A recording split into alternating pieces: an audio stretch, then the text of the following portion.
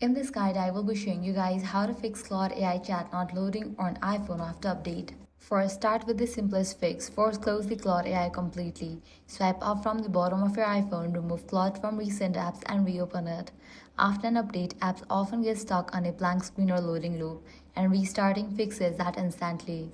Next, check your internet connection. Switch between Wi-Fi and mobile data to make sure your connection is stable because weak or unstable internet is one of the most common reasons Claude chats fail to load. If that does not work, check whether there is a temporary outage on Claude server. Sometimes, after updates, the service itself may be experiencing issues like login failures or chat loading delays. Launch your preferred browser, type in Claude AI server status. Now navigate to the Claude's official website. If you found out any outages, wait until the problem will be resolved from the end. Next up, check for any updates.